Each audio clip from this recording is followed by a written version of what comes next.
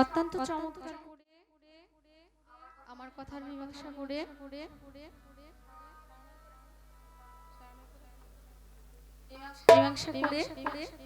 আমাকে খুব কঠিন করে এক প্রশ্ন করছে।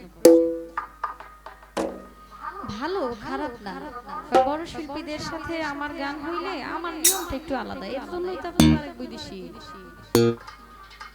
বড়দেরকে ছোটখাটো প্রশ্ন করি যেগুলো আমার মাথায় থাকে না, আর ছোটদেরকে বড় প্রশ্ন করি যাতে বাড়িতে যায় সে শান্তিতে না থাকতে না ভিতরে একটা সক্রাত সৃষ্টি হইব। কি ব্যাপার প্রশ্নটা করলো মঞ্চে পারলাম না, বইটার মধ্যে আছে এই বিপদ দেন মানুষের নাকি চিন্তা করো বিষয়টা।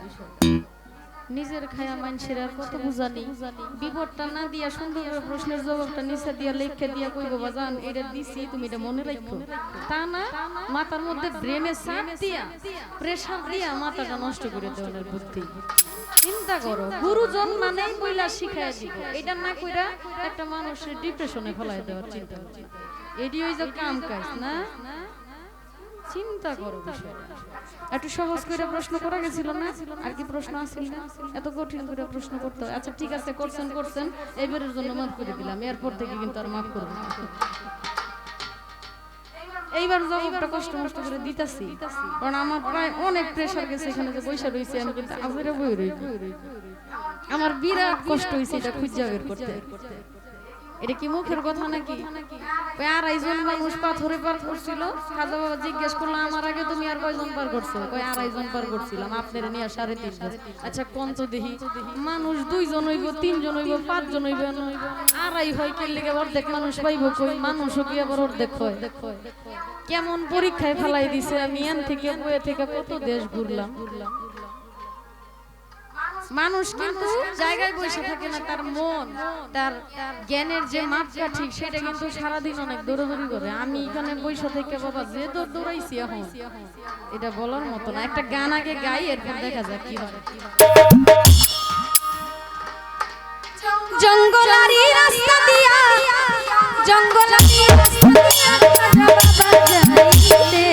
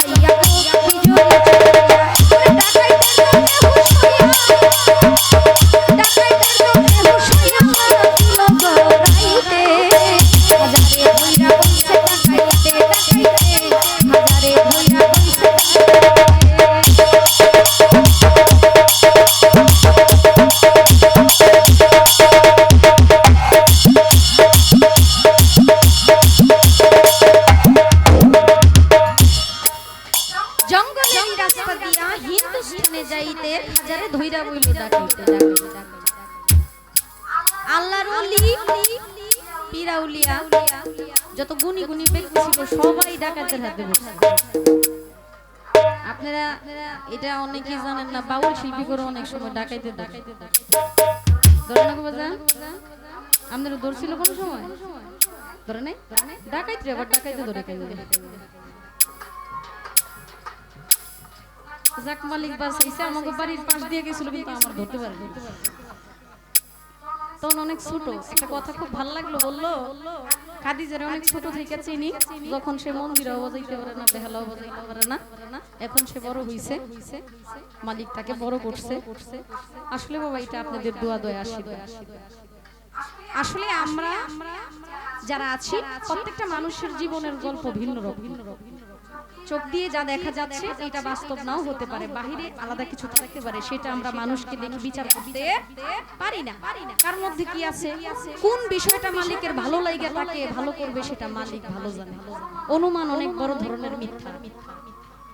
অনুমান করা, একটা মানুষকে অনুমান করে বলা যে মানুষটা ভালো না, খারাপ হইতে পারে, এর আচরণে মনে হইতেছে মানুষটা ভালো না, এই আচরণের উপরে ভিত্তি করে যে অনুমান করলো এ মিথ্যা মিথ্যা খারাপ কাজ করলো। আপনি ভাবতেছেন সে খারাপ, এমনও তো হইতে পারে সে অনেক ভালো। আপনি কিভাবে বিচার করলেন তাকে?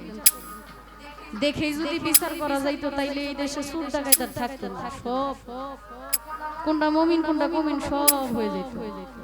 তাইলে তো আর দাজ্জালের অপেক্ষায় থাকতে হইতো না, দাজ্জাল মানুষই বিশ্রায় বের করে ফেলতো কোনটার মধ্যে কি আছে।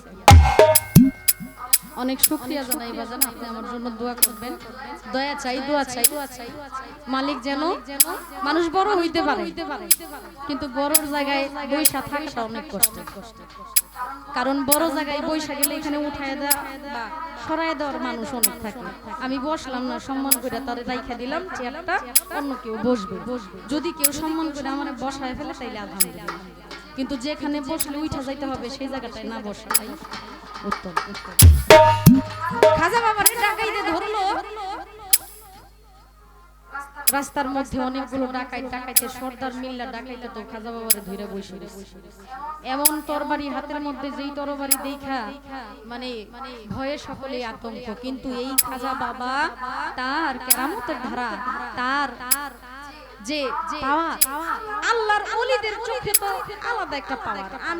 মানে আল্লাহর ওলিরা যখন চায়, আল্লাহর ওলিরা যদি একটা চোখ থেকে হাফেজ বানাইতে পারে তাহলে অবশ্যই সে পারবে একজন ডাকাইতকে মুমিন ব্যক্তি বানাইতে।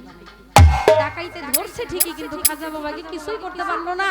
খাজা বাবা যখন ডাকাইতের দিকে তাকাইছে, সর্দার ডাকাইত যেগুলা ছিল সব বেহুশ হয়ে মটকা লাগে বলে দিয়েছে।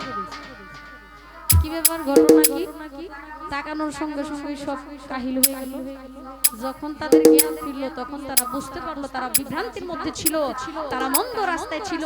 খাজা বাবার হাতে হাত রেখে তারা বায়াত গ্রহণ করে এই ডাকাতি ছেড়ে। আপনার প্রশ্নের জবাব দিব ফোনে। আগে একটা প্রশ্ন কইরা লই, একেবারে যেই জায়গাটার মধ্যে আপনি যায় উঠছেন এই জায়গাটাতে ধরতেছে। খাজা বাবার ডাকাইতে ধরছিল, ডাকাইতে যায় তো এই যে অজ্ঞান হইছে, পরে ইসলাম গ্রহণ করছে। আপনি বলবেন বড় পীর আব্দুল কাদের জিলানী রাহমাতুল্লাহ আলাইহি যখন ওনার আম্মার কাছে বিদায় নিয়ে বাগদাদে যান শিক্ষা গ্রহণ করার জন্য, তখন তার আম্মা তাকে 40টা স্বর্ণ মুদ্রা তার এই হাতলির নিচে, পাঞ্জাবির নিচে সেলাই করে দিছিল। বাবা, তোমাকে এই 40টা স্বর্ণ মুদ্রা দিলাম, তুমি যখন বিপদে পড়ে যাবা তখন তুমি এই টাকা, এই স্বর্ণ মুদ্রা দিয়ে কাজ করে খাবা বা কোনো কিছু খাবার কিনে খাবা, এছাড়া তুমি এটা ভাঙবা না, এটা তোমার সঞ্চয়, এটা তোমাকে দিলাম। কিন্তু সাবধান আব্দুল কাদের, তুমি দেখো মিথ্যা কথা বলবে না। যখন একটা কাফেলার সাথে বড় পীরকে পাঠিয়ে দিলে, কাফেলার সঙ্গে সঙ্গে বড় পীর যাচ্ছে, এই মধ্যে ডাকাইতের দল ধরে ফেলছে বড় পীর সাহেবদের কাফেলা। তখন বড় পীর সাহেব যুবক, তখন ডাকাইতে সকলের কাছ থেকে ডাকাতি করে যখন চলে যায়, তখন এক ডাকাইত মানে চেলা থাকে না, প্রথম তো থাকে একজন এই সর্দার, এরপরে এনা চেলা ফেলা তো এনা কতগুলা এই চেলা ফেলা একটা কইতে চাই, তোমার কাছে টাকা পয়সা আছে? কয় আছে তো। কয় কত নিয়ে আছে? কয় আমার কাছে 40টা স্বর্ণ মুদ্রা আছে। ভাই ছোট মানুষ, মুখে যা আসে তাই বলো। কয় বিশ্বাস করেন না? কয় না। হাসতে হাসতে চলে গেছে। তখন ওই ডাকাতদের সর্দার বলতেছে, যা যা পাইছো সব আনছো তো? কয় আনছি। কয় কোনো কিছু বাকি রয় নাই তো? কিছুই বাকি রয় নাই। কই ঠিক আছে তো, কই ঠিক আছে। কই সর্দার একটা ছোট বালক, সেই বালকটা বলল তার কাছে নাকি 40টা স্বর্ণ মুদ্রা আছে। আসলে 40টা স্বর্ণ মুদ্রা যে তার কাছে আছে এটা আমি বিশ্বাস করি নাই, তারে চেক করি নাই। কই তাই?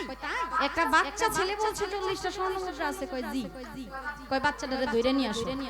বাচ্চাটারে ধইরা নিয়ে আসছে। বাবা তোমার কাছে কি আছে? কই আমার কাছে 40টা স্বর্ণ মুদ্রা আছে। কই কই? কই এই যে দেখতাছেন হাতুলির নিচে আমার পাঞ্জাবি, এর নিচে আম্মা খুব সুন্দর কইরা শিলি দিয়া এটারে প্যাকেটিং করে দিছে। তো তাহলে এটা বের করো। বের কইরা দেখে 40টা স্বর্ণ মুদ্রা। আমার কথা এইখানে উনি সব সত্য কথা বইলা উনিও ওই ডাকাতদেরকে ইসলাম গ্রহণ করাইছিল, কিন্তু আমার কথাটা হইল এইখানে বড় পীর আব্দুল কাদের জিলানীর আম্মা ওই যে বলছিল বাবা সত্য কথা বলবা, সত্য কথা বলার সঙ্গে একটা আয়াত শিখাই দিছিল বড় পীর যে ডাকাত বা বিপদে পড়লে তুমি এই আয়াতটা বলো। আমার একটু জানা দরকার। আমার বাবা আরবিটার বেশি মনে থাকে না, আপনি কারি মানুষ, ওই যে আরবিটা শিখাই দিছিল ওই আরবিটা কি এটা একটু বল। এলা আপনার প্রশ্নের জবাবটা দিতেছি, গানটা শেষ করছি।